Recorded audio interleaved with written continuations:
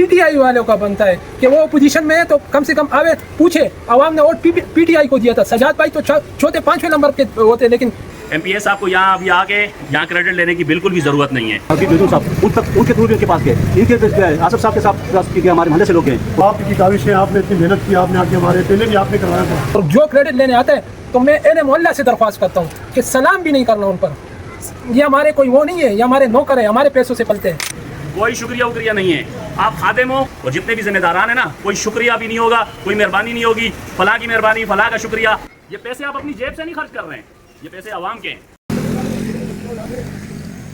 और सजाद भाई वाहिद बंदा था जो आके इधर हमारे साथ मीटिंग करके गया, फिर मस्जिद में ऊपर हमारे साथ मीटिंग करके गया कि ये काम हमायूं अहमद खान के साथ चले गए। वहाँ से उसने बोला कि ये काम 3 दिन में होगा। 3 दिन में तो नहीं हुआ, लेकिन अल्लाह के हुक्म से काम शुरू हो गया और अल्हम्दुलिल्लाह काम अच्छा हो रहा है। काम जिसका सारा क्रेडिट अल्लाह के बाद सजाद भाई को जाते हैं। और हम सबको मिल के ये आवाज़ उठाना चाहिए, तब जाके ये क्यामाड़ी बदलेगा और हम लोग ये माशरा बदलेगा। ऐसा नहीं होगा जी सर जी यस सर पे काम नहीं चलेगा, काम लेना पड़ेगा, उसके लिए निकलना पड़ेगा। मैं इस वक्त मौजूद हूँ हाजियानी कंपाउंड के उस तारीखी जगह पे कि जहाँ साल के 12 महीने यहाँ पानी होता था और यहाँ किसी भी जिम्मेदार को, ओहदेदार को ये तौफीक नहीं होती थी कि ये आवाम, ये बच्चे यहाँ की ख़वातीन, यहाँ से गुजरने वाले रक्शे, यहाँ से गुजरने वाली बाइकें, किसी को कोई एहसास नहीं होता था। कोई मर रहा है, गिर रहा है, गिरता रहा है।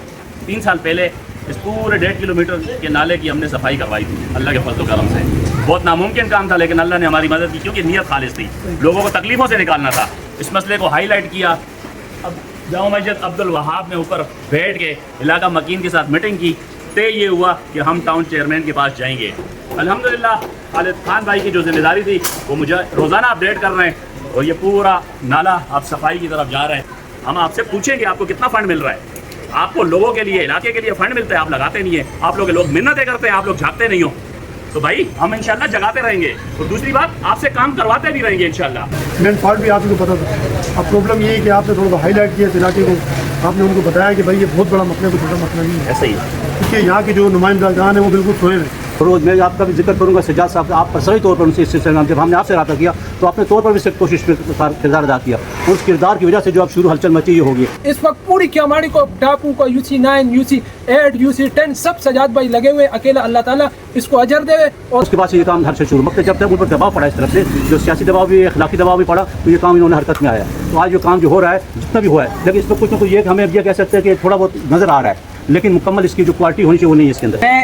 ये नाले का काम हो रहा है सही है। मैं सजाद भाई को ये बोलूँगा कि सजाद भाई आप इस क्यामाड़ी में और ख़ासकर UC9 में मुर्दे लोगों के लिए आवाज़ उठा रहे हो, जिंदा लोगों के लिए नहीं। यहाँ लोगों के ज़मीर मर चुके, सिर्फ चमचागिरी के लिए खड़े हुए बस।